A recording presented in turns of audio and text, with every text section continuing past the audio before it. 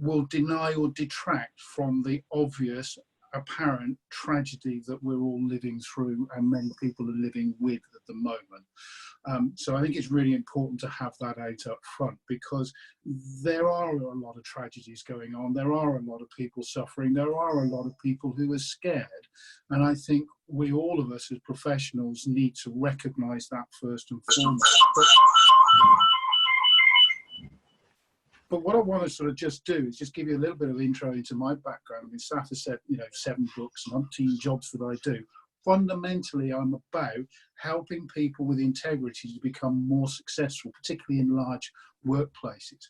And quite often, this is why I'm interested in this topic tonight, quite often what I am doing as a coach and a trainer is helping people to become more agile in their thinking and response to their environment, and less embedded in their own heart and their own mind and their own assumptions. Because quite often when people, and especially the subject is influence, quite often when people struggle to influence, it's because they are not paying due regard and adapting to the environment. So hell, here we are with an environment that has changed out of all recognition over the last, certainly over the last few weeks, certainly over the last few months, and it seems to be speeding up and changing and morphing very, very quickly. So this whole notion of agility, I think, is really, really important. But a point that I want to be very clear about is there are so many people around at the moment, and you may be experiencing some of these in your environment, either in your home or without your home, within your circle of friends, who are telling people what they should do, telling people what they should think, telling people how they should feel. And I'm not going to go there, because I don't think that is something that should be done. I think we should all stand back and give everybody the unique human right to be who they want to be at the moment, in this moment in time. However, encourage them to think that one through, because there are a lot of different ways of adapting and being in this environment. So what I want to do is, rather than a set piece presentation, I'd like to sort of just go through some of the ideas, and as I'm going, think of the questions and pop them in, because certainly in the second half, instead of a Q&A, it'd be really nice to turn this into more of a conversation so we can chew over these ideas, because nobody's got the one right answer to all of this. But let's first start with mental agility.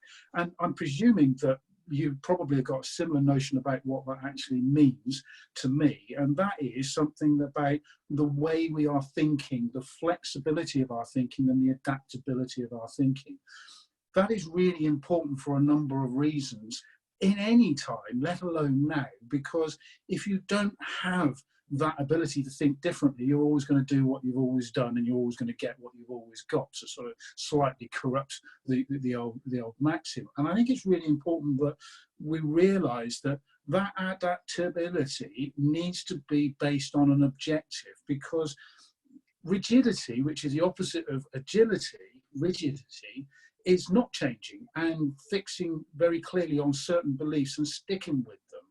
And that is absolutely necessary in the vast majority of our day and our lives, because if we had to rethink or come up with creative ideas about every single thing we did, we'd not even get to cross the road, because we'd be thinking about how to do it all the time, or is there a better way we could be doing this? So we've got to have some assumptions. So the first thing I want to say about agility, mental agility, is you've got to recognize the role of rigidity, and then start to think about within your domain, and I'm not saying just work, but it could be in family life, where you are at the moment and what you need to do. Think of where you do want to apply more agility, and then you can actually sort of focus your effort on starting to adapt the way you're thinking. And all of this is not to be prescriptive, but to open up the avenues of decisions that you can be making, so that you can actually adapt more effectively with purpose. And I think it's really important that you have that purpose. But when we talk about rigidity, and quite often we talk about people being too rigid and therefore not agile enough in their thinking and also their behaviours as well. But you've got to understand how to actually start to unlock that. And there's the old change sort of model, isn't there, about unfreeze, change and freeze. And that's actually what we've got to do. But we've got to do it with our beliefs, because it is our beliefs that are crafting our rigidity. Those are our assumptions about a problem scenario, a particular project that you might be working on, a particular organization you're in, and we've all got these beliefs about it. And what's interesting is when you start to peel back the layers, how can you be absolutely sure that what you believe is absolutely right in all circumstances? Yet most of the time we think that way and we act that way, as if our beliefs are sacrosanct and that's the way it is and that's the truth. For instance, I mean, let's just peel it back and maybe make it a little bit relevant to some of your backgrounds. And again, making some assumptions from a technology, IT type big company background or big organization background. Think about governance procedures. And you might have the belief, you might hold the belief that people should adhere to the governance procedures. And you may believe that and be rigid around that. And because you are being rigid about that, you are actually closing down alternatives, alternative versions of the truth, alternative beliefs vis-a-vis governance. And I think that's where it becomes in stark relief how the consequences of that rigidity, because you actually know absolutely you've got to follow the governance program. But what about with COVID-19? Do we still have to do that? And we start to get some chinks in that belief, because people coming from a different perspective, a different angle, a different mental mindset or direction might say, well, the rules are there to be broken. Or in these circumstances, we need, and therefore somebody who's sticking rigid, no, we've got to stick to the governance procedures, this is what we've got to do, is going to find themselves starting to struggle against the need to change. And also those who have a different version of the truth, different version of reality as to what needs to happen with those governance procedures. So I think it's really important that we start to think about, on a particular objective with a particular problem scenario that you want to be more mentally agile with, that you start to think about, so what are my beliefs around that particular, let's say, scenario that could be limiting me, limiting my ability to think, limiting my ability to be creative, limiting my ability and preparedness to see alternate versions of reality. Because we make up our reality based on our beliefs. And the interesting thing about the psychology of this is that we've got a bit of kit up deep inside our brain, and its sole purpose is to filter the incoming data, the incoming stimulus, to prove that our beliefs are correct. So in any belief, if you think, for instance, somebody is stupid, you will filter everything coming through from them and interpret it in a way that confirms your belief that they're stupid. Now, the person right next to you might think that same person is really clever, and they will interpret the profundity of the things that they're saying while you're looking at them thinking, they're stupid. You're aghast because of the stupidity of what they're saying.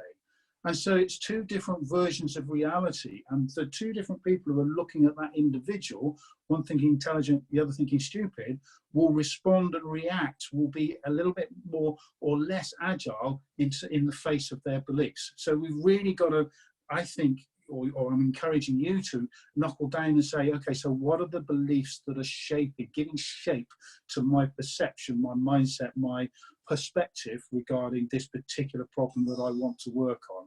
And I think that's a really important thing, because it's that solidity of beliefs, that rigidity of beliefs that constrains our ability to be agile. Once you start to trouble a belief, once you start to pick away at the edges and you start to see that, well, another truth could be there, there could be another way of looking at this, then things start to unfold, start to expand, and you start to get potentially more agile in your approach to that particular problem. And all the time, and it's quite interesting, I mean, with COVID-19, is that everybody's got fixed beliefs, seems to have very fixed beliefs about what's happening with the death toll, what's happening with the transmission rates, what's happening with governments. They're right, they're wrong. But you're choosing those belief sets. Every one of those opinions that you express is a statement of choice that you have made based on all of the incoming data, and then subconsciously you suddenly come out with a belief that the government is wrong, the government is right, the experts are wrong, Donald Trump is this, and suddenly it becomes your reality. Right? And all I want to point out is that you have a choice over that if you are prepared to execute that choice or exercise that choice and maybe do things a little bit different. Because with every choice you solidify, get the rigidity coming into your belief set, which mean you are less mentally agile, you're more mentally rigid around a particular thing. So it's difficult without sort of getting into a particular scenario, but just bear this in mind. Your ability to be agile is dependent upon the solidity or rigidity of your beliefs around that problem area. And therefore, if your objective is to become more agile, more flexible in your thinking around a particular problem scenario, you've got to start to disturb some of those beliefs and start to believe something else. Which is an interesting thing, because sometimes it's not just what we're saying or what we're thinking and our beliefs, it's the person next to us.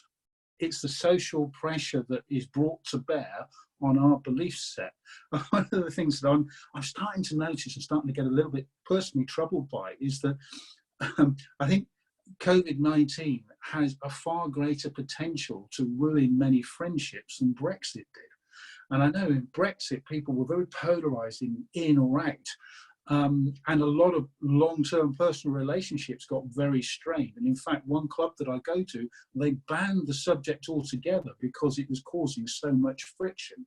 And I think the way people are responding to COVID-19 has just as much potential. So I think as you start to disturb or get a little bit more fluid in your beliefs and adapt your beliefs based on what you need to achieve, just be a bit mindful of the influence of others around you on you, first point, but also the potential you have to influence them for good or for ill. I mean, it's a bit like, I'm naturally an optimist. I'm naturally somebody who is enthusiastic about things, as you may be starting to tell from the way I'm coming across. But I know that if I'm in a group of people who are die-hard pessimists, I'm going to isolate myself and I'm not going to be very effective in that group. So if I want to influence, if I want to become creative in that environment, in a way I've got to take that prevailing climate in mind when I start to interact and to engage with them. So I can't be agile always just on my own. I've got to have other people being agile as well. Other people's beliefs being moved forward or disturbed in a way that we get the fluidity that we can all be creative as a team, because particularly at the moment, there's a lot of team working that needs to go on. So I think there needs to, and think about it in your environment, I think there needs to be a little bit of consideration about almost like cognitive readiness is a term that comes to mind. It's in how ready are people to be agile, particularly when there's a lot of emotion flying around. And emotion has a huge part to play in helping or hindering our ability as individuals and collectively to be agile. Because the thing is, you can put yourself in a position where you can think creatively. I mean, there are processes that you can follow. You know, I mean, Edward de Bono, probably one of the greatest authors on thinkers on this subject of creativity, has got a textbook full of different creative processes that you can just use. And I've written about quite a few of them over the years. And they work. The trouble is, you can have all of these good ideas coming out, but they've still got to settle into your beliefs. And quite often, well, I would argue probably most of the time, those beliefs have a huge element of emotion attached to them. So a lot of the beliefs are formulated at a logical level and then rammed into our beings at an emotional level. So you can have a very agile thought landing in a hostile emotional environment, either internally in yourself or within the group that you're working with, and it's going to flounder. It's going to fall on stony ground, and it's still not going to get your end objective met of having creative new ways of doing it. So we've got to think very carefully about the impact of our emotions. And I would actually argue no amount of mental agility is going to be very effective unless you've also got emotional agility. And emotional agility is probably far harder to get than even mental agility. But I'm going to stray onto that topic because I really do feel it is so important, because most of us, I think, seem to operate on a basis where our emotions are almost driven, influenced by everything around us and what's happening to us. You know, the boss shouts at us, so we get angry, or we get an email ping in, you know, or, you know, that's the way we're almost being triggered all of the time. And there, certainly in my experience, and I do a lot of coaching in this area, most people seem to have a very big challenge on their hands when it comes to what I call becoming emotionally independent. Independent, so that what's going on for them emotionally is not being driven by the circumstances outside. It's being driven by choice. And I think there is a big skill gap here in this, and I don't know where you are, but maybe we can get into that in the Q&A a little bit later. But it's almost like regaining the power, regaining the awareness that we can actually choose what emotions we feel. And the better we are able to do that, I would argue, the more fertile the ground for our mental agility and creativity is. Because then we can get both the logical right brain side working with the left side, or is that the wrong way around? I can't remember. But get the whole brain working and the whole body working to be agile towards the objectives that we want to move towards. And I think also the more independent we are emotionally, the more deliberate we can be with the emotions we choose to display and use to interact with others, as we encourage them to become ready for change, ready for adopting a different mindset, ready to become more creative and think more productively in such a wild, fast-changing environment. So I think it's really important that we think about the emotions. And particularly, there are some, and this is a statement of the day, really, and our time at the moment, there are an awful lot of negative emotions around. Understandably, I'm not dissing this, as I said at the caveat at the beginning, there's a lot of tragedy going on. And, you know, I'm no stranger to tragedy, and I may get that to that in a moment, because I think there is a relevant point here in terms of readiness for agility, which I think is a key part of it. But fear and all of those negative reactions turn on the fight or flight response. And physiologically, biologically, when those emotions are allowed to run, then we start to close down. The neurology and the physiology starts to close down, which makes us more rigid. It diverts resources to, you know, the key muscles, so that you can run away and hide and things like that. I mean, but we don't do that. Well, most of us don't do that out in the workplace at the moment. But the point is that the body is going through a very physical change, which is going to inhibit the ability to stop and brainstorm, to stop and actually treat seriously creative ideas. And so that's not going to help. So if within one of your teams, or maybe you, be honest, are feeling fearful, maybe because of, you know, getting an infection, if you're working in an at-risk environment, social care, or, you know, in an NHS sort of setting, there are very real reasons why to be fearful, and therefore to be careful, of course. I'm not denying that.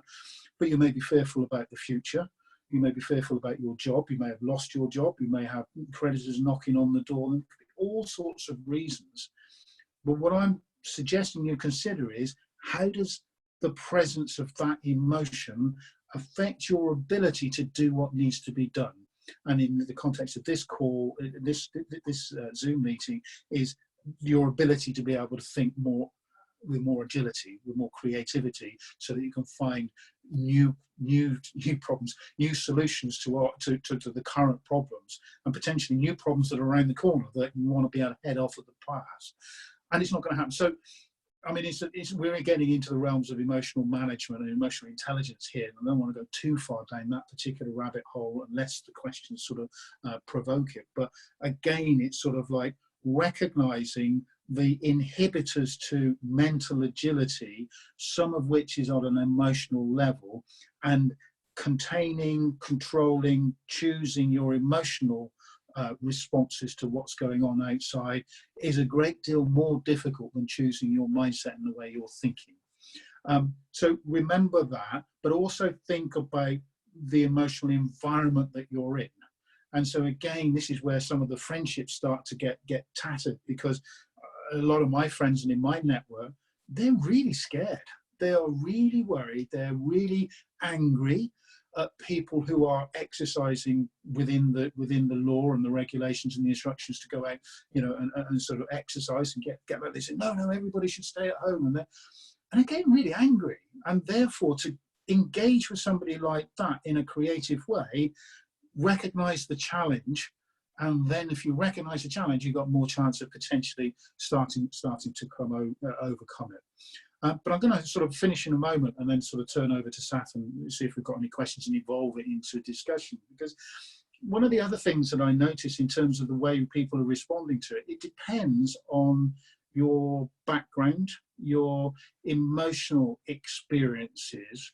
And I'm going to share this one as well, because I think it really resonated with Saf, because part of what I'm noticing about my reaction to COVID-19 and my ability to be more agile, both intellectually and emotionally, is because I suffered a bereavement in January. My daughter was very young and taken away by cancer. And I'm looking at, and I worked as hard as I could to be positive in some very tragic circumstances, and I learned through that process. And I think that learning has prepared me to respond in a very different way now to COVID-19, not in a callous way, but in a way that my history and my learning has helped to improve my ability to be agile, both mentally and emotionally, to this setting. And that's just a very personal example of how I'm now in a better place. Now, I'm not suggesting that, you should wish that some of your relatives had died a month ago and then you'd be better able to cope with all of this. Of course I'm not, but recognize that level of experience and going through the thought process of what ifs and things like that, you could still do now, and actually start to ground some of the potential fears in the reality and what might be in front of you. And you're all going to be in different circumstances, I know. I'll give you another example. I don't watch the news very often. I don't like to be influenced by, not so much fake news, but mixed news. It's partial truths, it's bits of data, it's not other parts of data, it's inconsistent day to day. So I'll take the news at an absolute minimum dosage to give me the information I need to be able to live the next 24 hours and to plan the business and things like that, and to work with people. But I'll cut the rest out. But what I don't notice is any soldiers who are doing videos about how desperate the situation is. And I'm not decrying the challenges in the NHS, of course, and how difficult it is. But what I want to just bring attention to maybe form into a discussion is that a lot of soldiers have got a very different emotional background and emotional experience, because many of them have been on the front line, have been in the Helmand province and seen their friends blown up beside them. They have a different attitude to risk, a different attitude to what's going on in the world, and are a little bit more, dare I say, not accepting, but it's more normal. It's more run of the mill. It's more usual. We just got this life. We just got to get on with it. Than the majority of, I think, the population. And I think that's not to want that, but it's just an observation and a call to action in your mind to actually look at your emotional reaction and start to think about it in different ways. Because again, with beliefs and with facts, there's no one right answer here. A soldier is no different from a nurse in terms of being a human being. It's just they approach a particular scenario with a different mindset, a different belief set, and therefore have more or less capability to do what needs to be done. And I think that's just another thing just to maybe open out for discussion and talk about, because I'm conscious that it's a sensitive subject. But what I'm in this talk, and I'm going to draw it to a conclusion now and open it to questions, Saf, but what I'm trying to encourage you to do is that there are no right or wrong answers here. Mental agility is absolutely essential if we're to find new solutions to new problems in a rapidly changing world. But you can't really be too effective with mental agility until you've got emotional agility. And both of those can be constrained or, you know, limited based on, you know, your background, your experience, and the way you've thought about things that have happened in the past, is really what I'm saying. And I think fundamentally, what I would encourage you to seize here is the ability to make more conscious choices. More conscious choices about the way you're responding and reacting to things with purpose. With the purpose that you need to move forward on, whether it's in your life, in your job, in whatever it is you're facing right now, and actually start to make some choices. Because sometimes once the awareness is there, the choice is easy. Well, I'm not going to do it like that, I'm going to do it like that. Okay, right, let's get on. And the more agility you've got in the belief sets and being able to transfer one belief to another, completely flip it, completely change it, throw one out and bring another one in, that is more fit for purpose right now, the more nimble you will be and the more responsive you will be. And I would argue the more successful you will be in the face of this current crisis and what's going to follow. But maybe that's another topic for another day. Sad.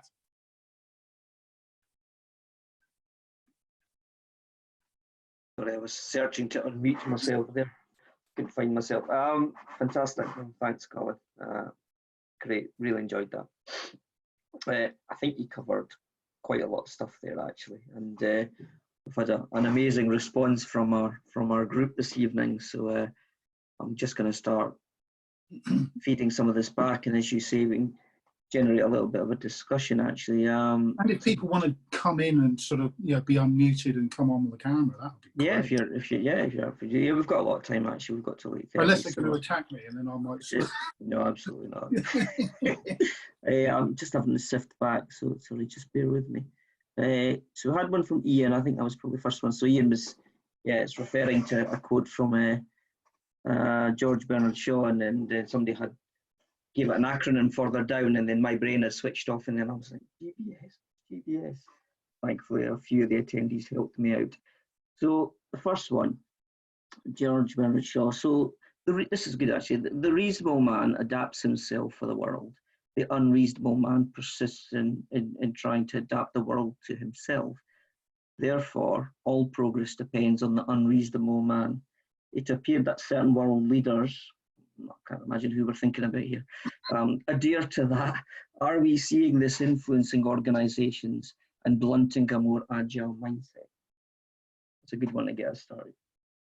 That's that's a brilliant quote. And can I just confirm, are we seeing that in world leaders by their unreasonableness? I'm inferring that's probably what's meant. Well, that's yeah, I would think so. Just to come back on that. So it's not just Trump. You'll see that also in my wife's from Brazil. So you see that in Bolsonaro, and they're not on their own on this. And it seems to be that it's kind of been adopted in a few countries. This style or thinking, and I kind of wonder whether COVID has kind of put a spanner in the works there, because it looked like it was getting some results, and I wondered whether this was going to filter into leadership thinking in organisations. Yeah, I mean, that's an interesting one. I just sort of responded. I'm not necessarily sure I've got an answer, but just talk to the topic and maybe sort of develop it into a conversation. Because I got asked a question on the blog a couple of weeks ago about how is it that the countries that are most powerful seem to be doing the worst? Don't the powerful always get their way? One of the points that I made in response is that, you know, power is an interest, and it's one of my specialisms, is interesting because power doesn't equal competence. And I think it's really important that, and also power has shifted in each country in quite remarkable ways. And I think certainly my perception in the UK is that the government didn't decide to lock down when it did. The population demanded it. And I think therefore the people in power, certainly in the UK in government, are not actually in control anywhere as much as they'd like to think they are, because they're deferring to the technical experts and almost abdicating to technical experts. and they've got the population having far more voice and the media having far more voice. It's become quite a chaotic world for population. But to come back probably more to the point that you're making, I think, if you're going to have change, there's got to be disturbance.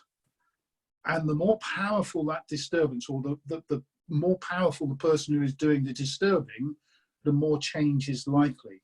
So I guess there are lots of opportunities for unscrupulous, power-hungry politicians to grab more of the cake when it starts to land and starts to solidify again.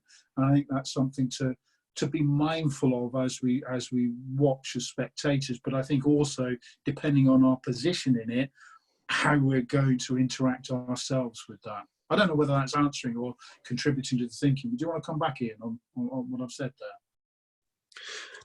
I think it's a difficult one, because I wondered whether the pendulum was sort of swaying. I don't know, maybe it's just my thought, but I just kind of wondered without getting into a sort of safe debate, I kind of wondered whether we were at a sort of crossroads from an agile perspective, and I wondered whether the results from a leadership perspective that kind of thinking manifests itself in seemed to be kind of successful to a degree, at least in the short term. Whether the pendulum would start swinging away from more of an agile approach to things to more, let's just command and control the bleep out of this. I don't think command and control has a place in this to an extent, because command and control requires somebody to have an answer. And I think it's very difficult for anybody in a position where they could command and control to have an answer. So they've got to get the input from technical experts, from people on the ground. Once they've collected all the information, they can make a decision, and then that's the answer. And then they can command and control. But I think in the decision-making processes, I think there's a time and a place for the command and control. Otherwise, you're going to get the autocratic, which is where Trump, and I don't want to get too much into this because I'm not a specialist, but Trump has come out and said, yeah, everything will be back to normal by Easter, command and control, telling the country that's what it, but he didn't get his way. He didn't get anywhere close to it. And I think, so there wasn't a decision-making process. He attempted to just cajole mindset and opinion into believing that that's what was going to happen. I mean, I'm guessing his motive. I don't know the motive, and it would be wrong to assume, but it's not in his control at the moment. But I think there's a great excuse to now get even more change going through on the back of this as well. And I guess there's a good sort of example that we don't have a plan. You know, we're having to sort of find our way through it based on how we progress things in the here and the now. And that's quite a sort of powerful message to send across. And the leaders, to their credit, or the medical advisors, do actually seem to be acknowledging it. We don't actually know. We're waiting for signs of things flattening out, and then we will adapt based on what we see on the ground, based on the evidence and the science. Absolutely right, Ian. And one of the things that I quite often talk about is the difference between competition and collaboration, particularly in senior level leadership teams. And what I'm in my research, and it's been published in America, has said, is that the clearer the future, the clearer the plan, the clearer the direction, the more collaboration you need to cultivate. Because we're all in this together, decisions are made, the way's clear. The less clear, the more competition you want, the more competition for ideas, for prominence, for, really survival of the fittest needs to be contained and controlled to an extent. But the more you don't want groupthink at that stage.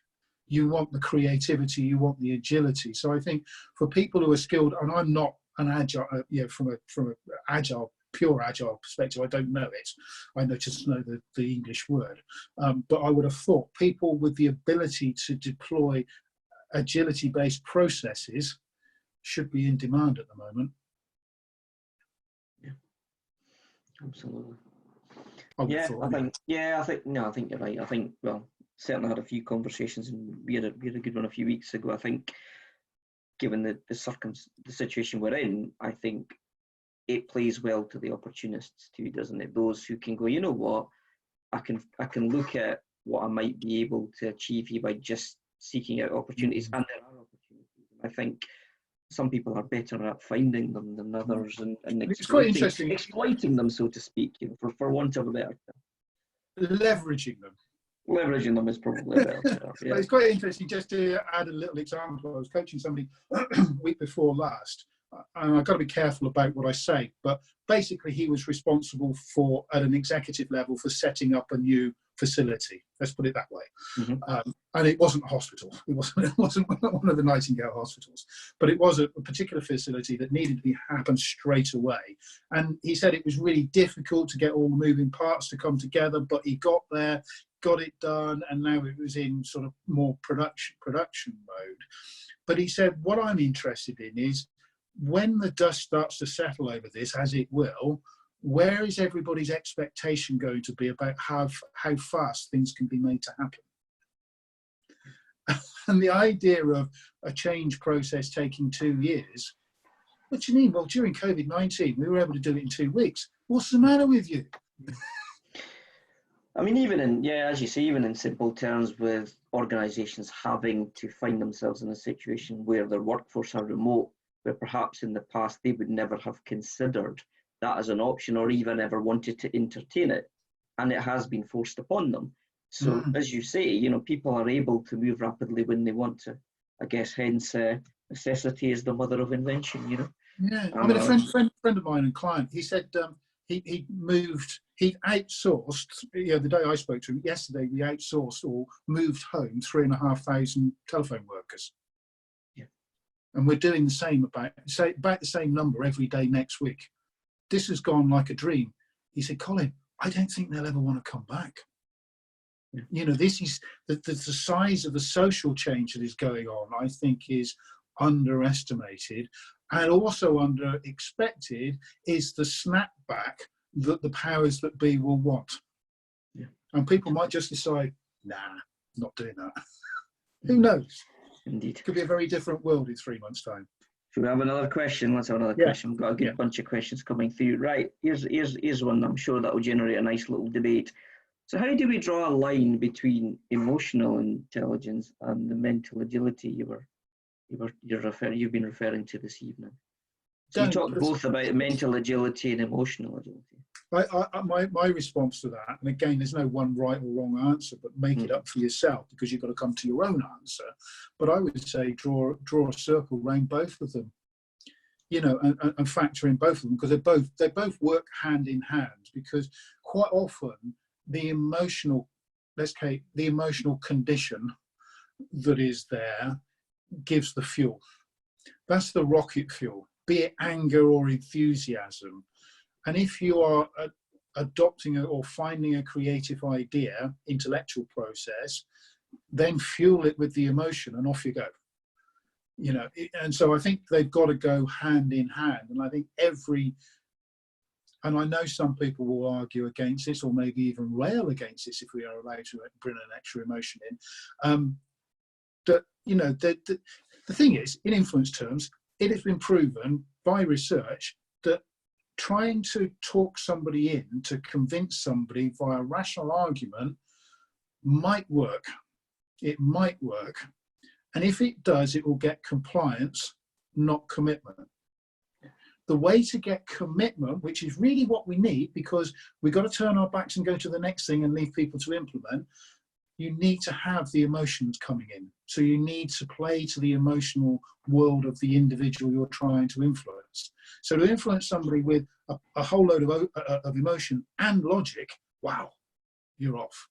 So my answer to that is, I don't see there is a need necessarily to draw a line between the logic and the emotional, the mental agility and the emotional agility, unless you are in conflict. So if there's a conflict within that circle and the emotion doesn't match the mental, then you've got to make some adjustments there somewhere. Okay. Right. What we've got here? Right. That's the Simon's one now. So Simon's saying he's always ascribed to the George Bernard Shaw view. Plus all decision making happens die to emotions, so it depends on the amygdala's chemical function. I don't know if you want to jump on Simon. Simon, I don't see Simon. And just expand on that. I don't know if I captured your question accurately enough there. Simon there? You want to unmute Simon? I don't think I'd have to unmute you. I might have to unmute Simon. Sounds like we're getting into the autonomic nervous system, mate. There we go. I was probably on mute. There we go. I've been unmuted by host. Thank you, Sam. I've unmuted you. That's okay. Thanks, Simon. Yeah, I found. Yeah, I hope I'm coming through okay, AV wise. I found a lot of interesting thoughts in that conversation. I think everything comes down to the fact that brain chemistry determines how people react to emotions, and all decision making is based in the emotional. And there are so many themes that we could pick up here, but somebody put a quote out about George Bernard Shaw's assertion that all progress was through the unreasonable person, and whether somebody is reasonable or not, I think, is largely determined by their brain chemistry and their minority status. Yeah, all sorts of things. Yes. But it's an interesting thing. I mean, I don't want to go too deep into this, but Simon stimulated some further thought on my side. Is that when we're talking about emotions and brain chemistry, we are talking scientific facts here. Did you say we aren't or we are? We are. Yeah, absolutely. Because, and my research over the last, particularly over the last 12 months, has sort of revealed quite a lot about you have a thought and you set off a chemical process. Yeah. Chemicals get produced in the brain, flow through the body, and that is the emotion you then feel. It's a very physical sensation within the body. And so if you are having the same thoughts, releasing the same chemicals, and the emotion and those chemicals are going into the body, they're getting stuck in the body as well, potentially. So you actually have you build up over time, almost like a preconditioned emotional landscape that any new thought has to survive in.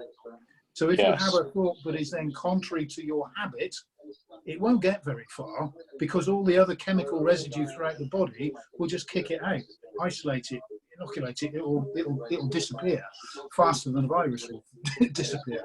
But I think you're absolutely right, and we've got to recognise that it's the chemical composition of the body that is giving our ability or inability to be agile as well. So I think it's a very good point, a very good extension, I think, of what we've been talking about so far. One of the challenges, I think, for us here is that there are a lot of folks whose chemical brain reaction to things are on a spectrum that gets them labelled as unusual. And actually, it's the unusual that's the norm. It's the people who behave in a prototypical way who are probably they're the absolute minority, but they're the largest single group. So they define themselves as normal, and everybody else is defined as unnormal. But it's those people who are outside of that largest single group who bring creativity and thinking, but they also bring social ineptitude in relating to other people. And in our current situation, all of the rule sets that we have lived by for several hundred years, I just posted a comment to say the plague of Justinian lasted for 250 years. And COVID is RNA based rather than DNA based. So our bodily systems don't know how to react to it because they are attuned to DNA based responses. And RNA based means that it can find a home in pretty much anything in the animal kingdom without too much mutation, and it is mutating. So the idea that we've got 3 months of this stuff, where historically there's evidence of this stuff in the past having footprints of 200 years, etc., means that we're in a situation where all of us need to be adjusting our thinking. I think so, and I think, sorry, go on. Go ahead.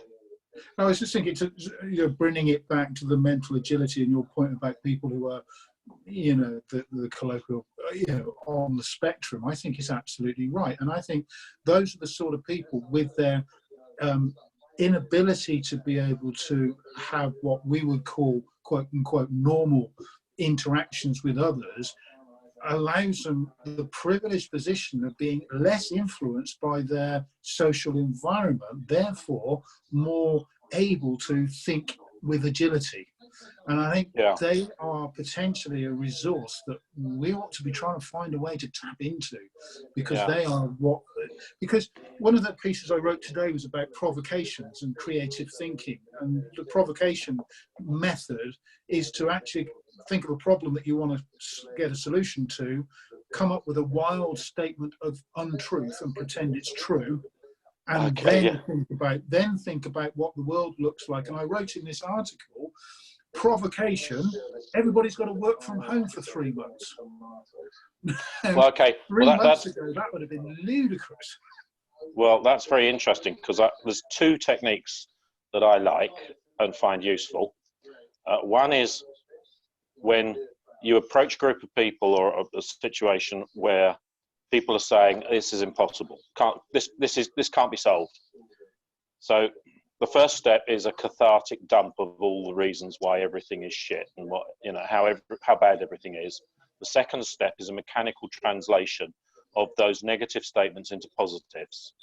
And then the third step is to ask people, what step could you take today without any empowerment or permission that would move you in the direction of the mechanical opposite of the thing that you say is an impossible change?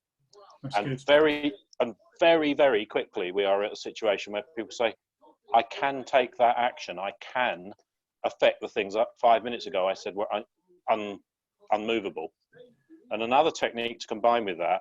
And then what that's doing is that's starting to disassemble and unsettle the belief structures. So yes, and we can draw in stuff like Horst Rittel's IBIS as an argumentation notation to start to unpick and unravel complex expressions of this is a problem and we can't solve it. And this takes us into the realms of wicked problems and super wicked problems. Oh, I love it. Simon, we could talk for a long time on that, but I think we're probably... Yeah, Matt, I'll yield the floor. There are other people here, but I would love to pick up and have more conversation. So I'll put myself back on mute. Connect with me on social media and we'll talk. I was going to say, we can definitely keep these conversations going, and we very much should, right? So, you know, we have lots of channels in which we can do that, including our own LinkedIn group. So if there's things people want to comment on after this and keep things going. And I'll join in with that. Yeah, absolutely. That would be excellent. I was just going to say there was some sort of background, something like a radio or something, and I thought it can only be you calling me or Simon. I don't think it was us two, so I think Simon had some background. I don't know, he had a radio on or something. There was some sort of background. The wife's watching telly in the background. Is that what it was? I could hear it. Right, okay. So if you could mute Simon, that would be great. Right, let's go back to the questions. We've got more. Yep. So we've got a few more here. So Jack's asking, do you have any techniques, Colin, to control emotional responses to maintain agility? So again, I guess that probably ties in a little bit to what you were saying earlier around how the mental agility side and the emotional, they kind of go hand in hand, they kind of work together, right? Body and mind type kind of thing. Yeah, and it might be useful to get that individual on if they're able to as well. But let me give an initial response, because I think there's 2 sides that we could be talking about here. One's own emotional responses, I think, is part of it, but also other people's emotional response. And I think you have total free rein to control where you can your own, but only encourage others. And I think there's an ethical to try to actually control other people's emotions. You're on a hiding to nothing. But in terms of controlling your own, the first thing is to, and I can't tell you how big this can be for people when you just have somebody to talk it through with, is to be aware that you can choose, that is a possibility, that you don't have to just jump in or be jumped in or triggered in to an emotional reaction. The next one is to become progressively more aware of what emotions you are experiencing and why and what triggers them. And another post that I'm thinking about writing tomorrow is about emotional play. And I think it's really important that, and I think it's a development for all of us, to get more playful with our emotions. So I'm going to be Mr. Angry today, or I'm going to be Mr. Compassionate, or, well, if I do this with compassion, emotion of compassion versus sympathy, I wonder what different responses I'd get. I wonder, well, let's have a play. Let's try it.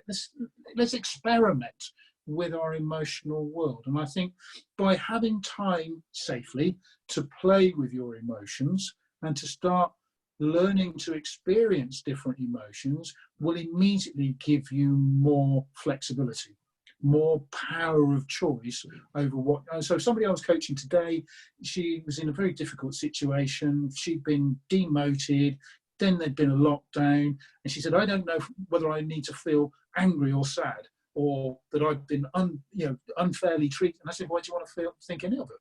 It just happened. Oh, which is a very sort of left brain, perhaps a more male orientated. Yeah, okay. Now what? But she fell into an emotional reaction, and then in her work, which I sidestepped away from the personal connection. So in your work, I encourage people to do this with handling the politics in workplaces.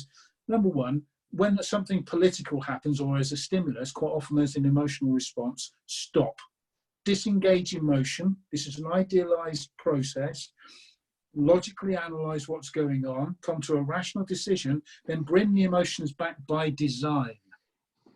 So if this is going to be my response to it, my solution, what emotion will give it the most power to get what I want to happen? Could it be compassion or sympathy? Maybe I'll start with anger, then go to compassion, then sympathy.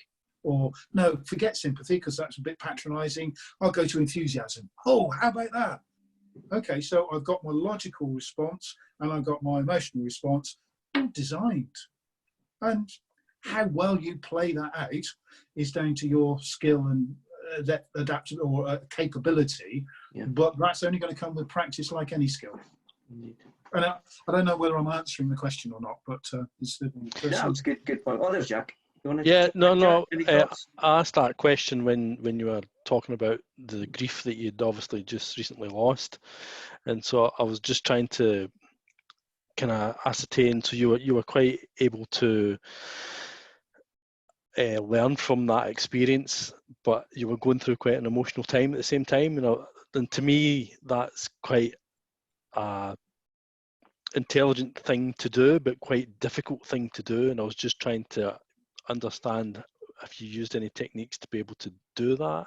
Yeah, I mean, I was asked a little while ago by somebody else how I managed to do what I did, because it was a very complex family situation, big family, lots of other people who wanted to play a part in the drama and what was going on, but a very sick daughter who needed protection as well.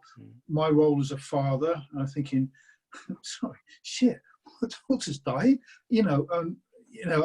but I think, and I think this is a really key part. And somebody said to me, and a very good friend who I've trusted for a long time now, I said to her, I feel guilty that I'm not more upset. And she said, Colin, never, ever, ever feel guilty for the investment of hard time and effort you put into your personal development. And I think it's because I'm always learning, I'm always thinking, and I write and I read and things like that, and then I implement and I do things differently. I think it's a process of accumulation that put me in a very difficult situation, into a fortunate position where I had the capability to be able to respond, not perfectly. That way, I'm not going to pretend that was a perfect. There's things that I would do differently having had that experience, but there was certainly I was able to detach and attach by choice most of the time, and also deal with other people's emotions as well, which were all over the place, as you can probably imagine. So I can imagine that would be quite a difficult situation to be in, and being able to detach and attach to me is quite kind of how could you have the mental capacity and capability to do that? Well, it's interesting because you think about. I mean, one point that I would make in response to that is, you have the belief that it's difficult. Yeah.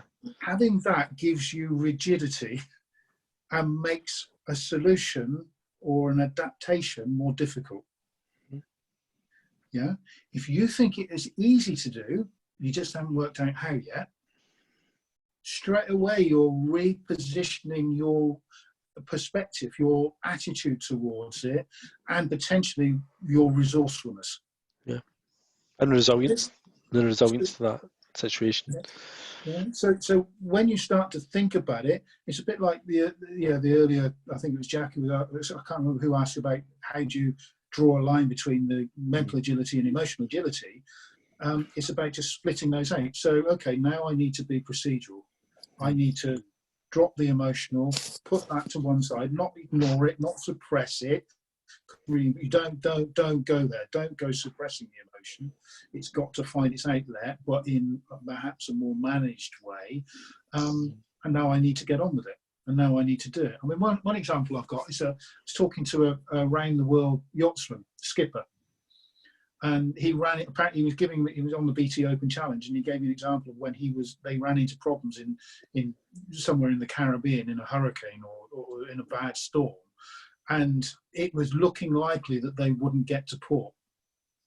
But he had the ability to be able to detach his emotions because he was petrified.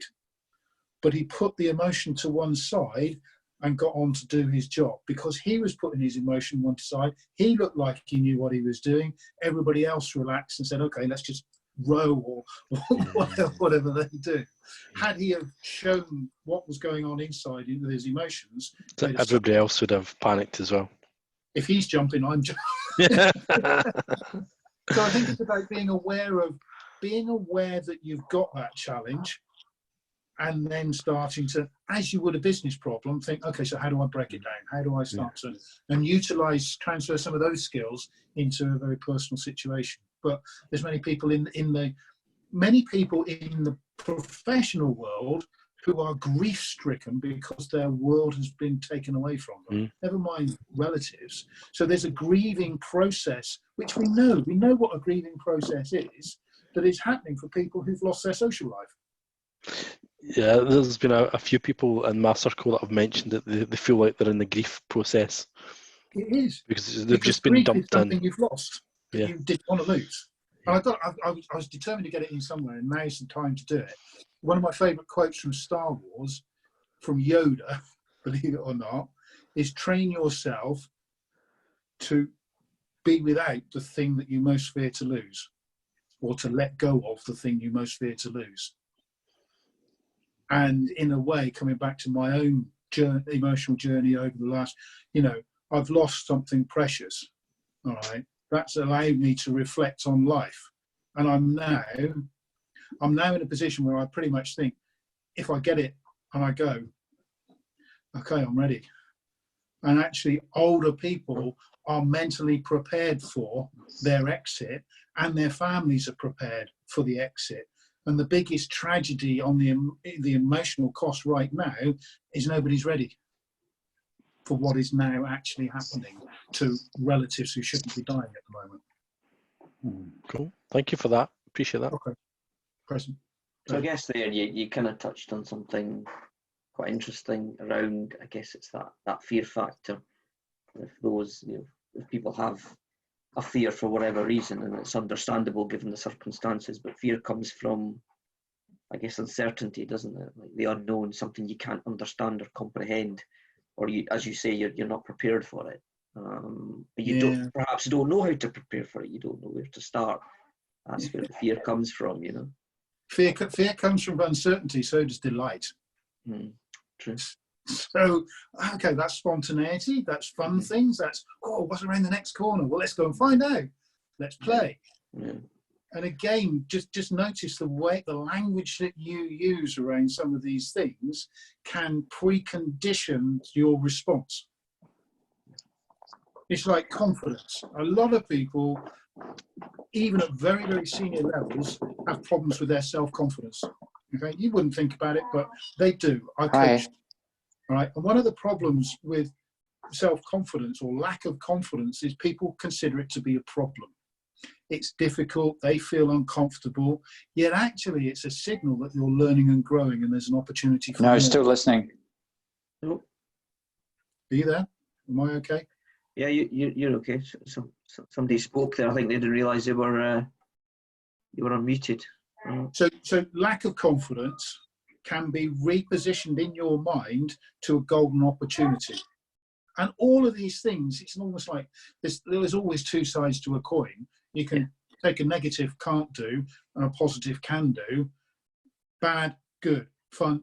But actually, as one of my favourite authors, Sri Kumar Rao, who wrote Happiness at Work, says, you cannot, at this moment in time, determine and make a judgment that this is good or bad, because only the future will tell. Right now, it's just happening, and I think our job is to respond in a way that maximises that good can come of a very tragic situation.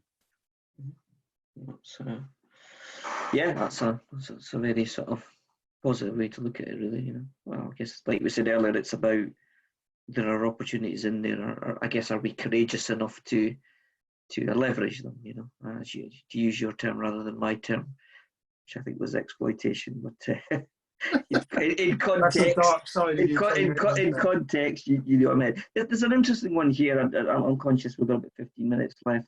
Just to go through a few more and wrap up. I think there's been a nice little discussion going on amongst a lot of our attendees, so that's fab.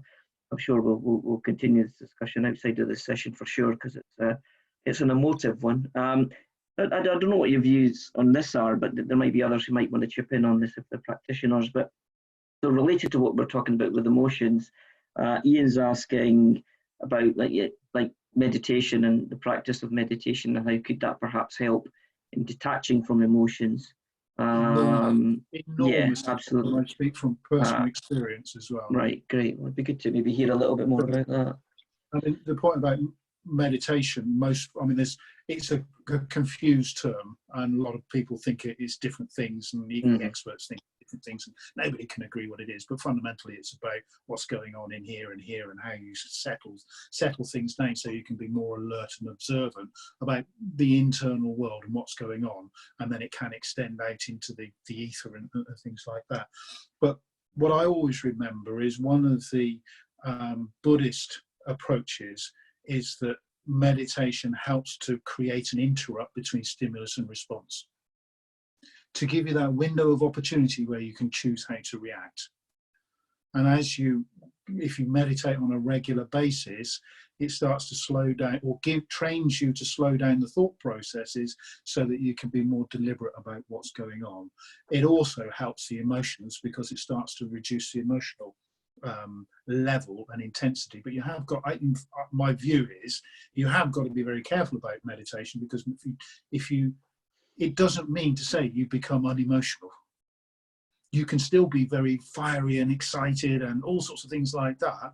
And I think arguably you should be as a meditator. It's just you're a little bit more deliberate about things, more in control. Yep. It was really just a share, because something that's had a massive impact on me over the last 2 or 3 years is meditation around controlling emotions, and it's had a massive impact. And I just wanted to kind of, there's a question just above my question, or just the previous one around techniques to control this. And so I get into Headspace, the Headspace app, and it is properly life-changing in terms of, well, the main thing is actually controlling your emotions. So it teaches you to recognize when an emotional response comes in, and then you're just noting that it's there, and then like you were saying, over time you're not even thinking about the emotion coming in and noting it. You're just not reacting to it. So you say, oh, here's anger, here's fear, and it's there, and then over time you just kind of stop reacting negatively. But it's a good point though that you shouldn't just stop all emotions, because it's like the negative emotions are the ones that you should just kind of use it to control and suppress the negative ones, but when naturally positive emotions should still happen.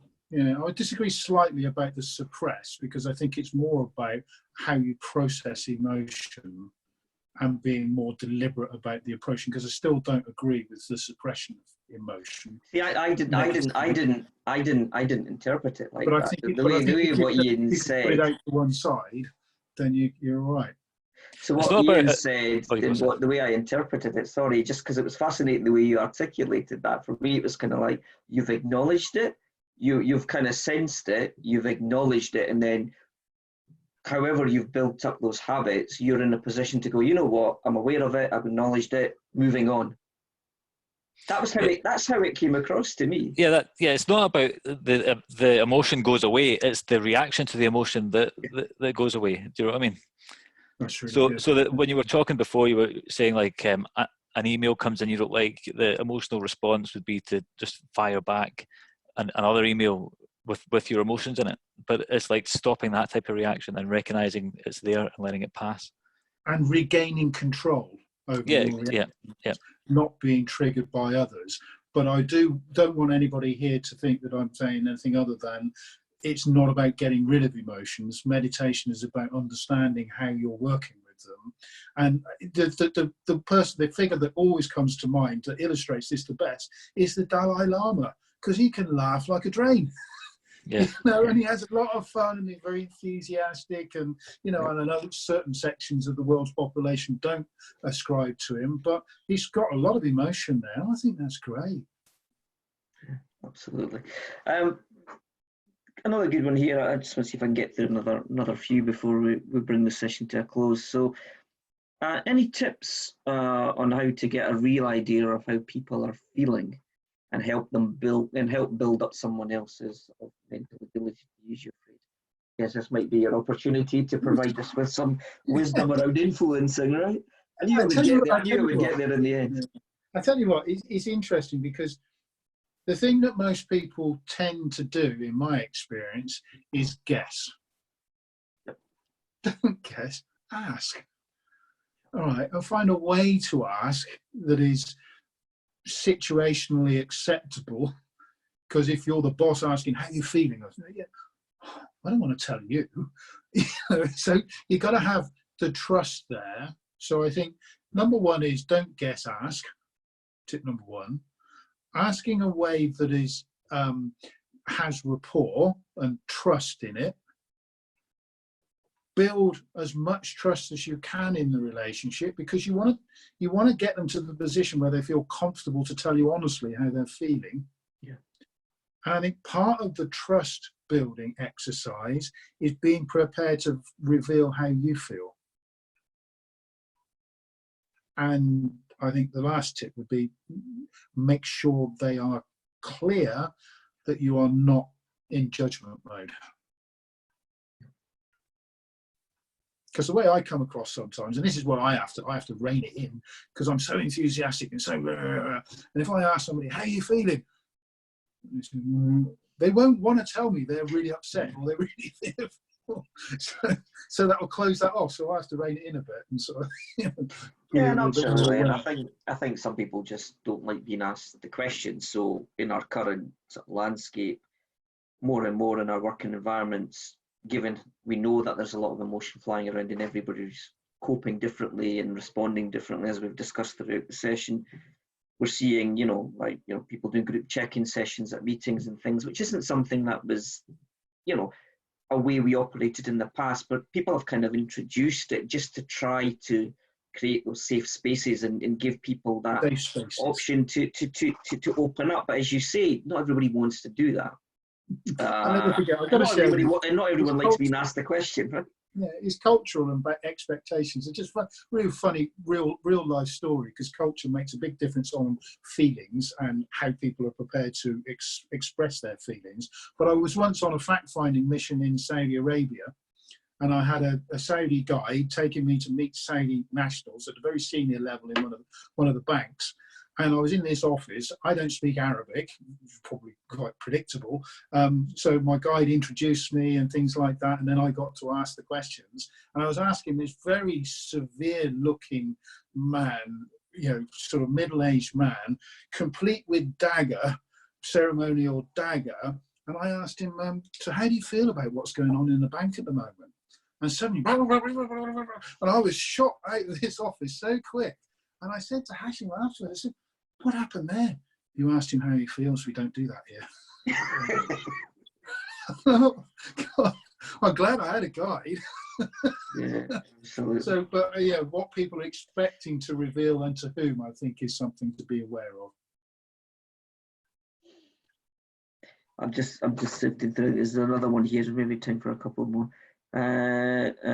John Dewey, active, persistent, and careful consideration of any belief or supposed form of knowledge in the light of the grounds that support it, and the further conclusions to which it tends constitutes reflective thought. Oh, I think it's more of a quote.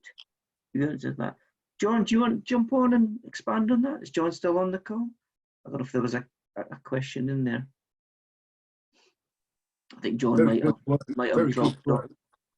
Yeah, it's a great quote, but I didn't really find the question in there, unfortunately. One point that I would make, stimulated from that though, Seth, is that I think it's very important that we are discerning in where we apply our agility and where we try to disturb beliefs, because you better be disturbing the right beliefs, because otherwise that could be unhelpful. Yeah, very true. Very true. A lot of the rest of this is just comment between a lot of our wonderful attendees this evening. So I'm just sifting through that. That's why I'm always looking for my prefix cues.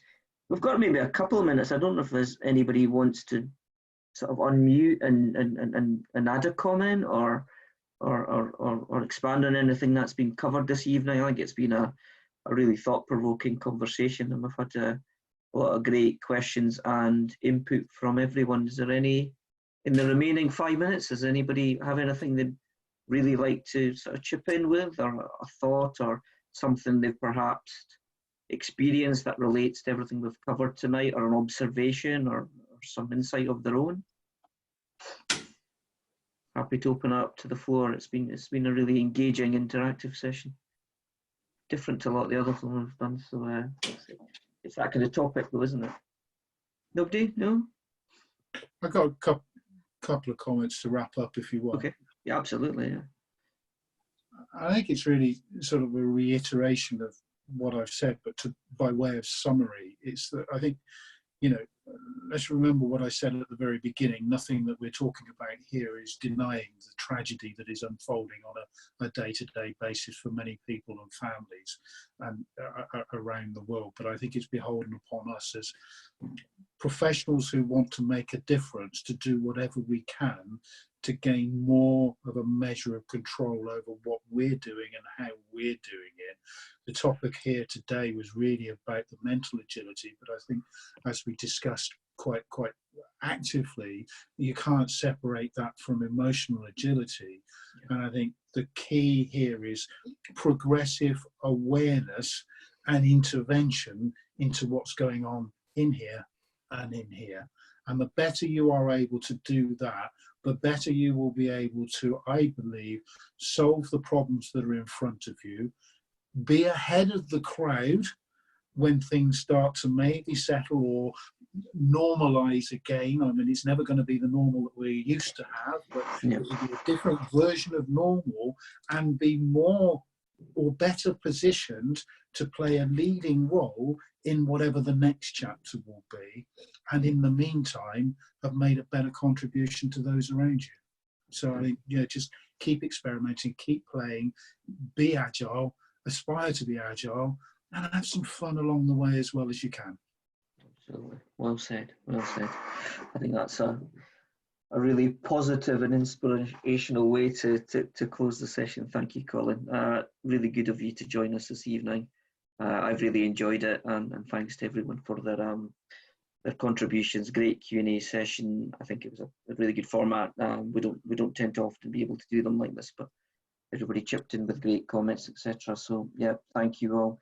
Just a couple of quick kind of closing announcements for you. For those of you who've joined a few of our sessions and are interested in more, we continue to do these every Wednesday evening. Time is typically 7 p.m. unless we need to adjust it to accommodate one of the speakers if they happen to be in a different time zone, etc.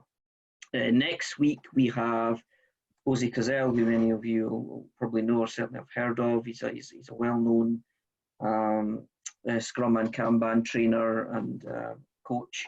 good friend of mine, and others on the call know him as well. He's going to be doing a session on providing tips around virtual meetings and ideas for facilitating. He does a lot of training, etc. And a lot of the guys who are in that space are naturally finding themselves having to shift their own mindsets in the way they deliver their training because everything's being done virtually. So, and he's an experienced and knowledgeable guy. So he's doing a session for us next week. So that'll be brilliant. And closing out the month, we have Dave Snowden. So we'll have some words of wisdom from Dave, who as many of you know, he's the kind of father of Kinevin. And he'll be, similar to some of the stuff we've discussed tonight, he'll be looking at how to manage in a crisis. So, you know, there's a lot of stuff he does in his consultancy work, and I'm sure that'll be another thought-provoking and really insightful session. So if you're interested in that, do please sign up. You can do that in Meetup. Really enjoyed the discussions tonight. If you'd like to continue them, I'm sure you will. I'd certainly like to, we just don't have enough time now. You can switch them over to our LinkedIn group. Feel free to join and keep the conversations going. If you've got other relevant bits of content you'd like to share that might be of benefit to the group, feel free to share it in the LinkedIn group. And again, as ever, if you've got any feedback for the team and I, you know, you can reach us through our email address. I'll share it in the meetup afterwards. And yeah, let's keep exploring, keep experimenting, keep learning together, and yeah, we have an opportunity to shape things, because as Colin says, I think the normal will change. You know, we're moving towards a new world order, and I think we continue to adapt and change and leverage these opportunities and bring our the revolution has come.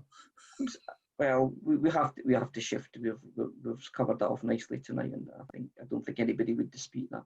So thanks again, Colin. Really enjoyed it. I hope we'll see you again. I'm sure we'll Pleasure. we'll reach out and yeah, encourage you to come and speak to the group again. We'd love to have you back. And yeah, thanks all. I'd like to do the little, if we do a little, because you've got the reactions on Zoom, I'm going to give you a nice little virtual clap there, Colin. There you go. So anybody else who wants to join me on that is welcome to do so. And thanks again for your joining.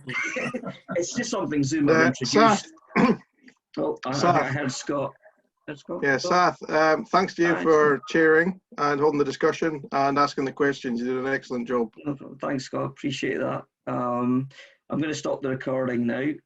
But as I say, thanks again for everyone's contributions, participations, and we hope we'll see you again.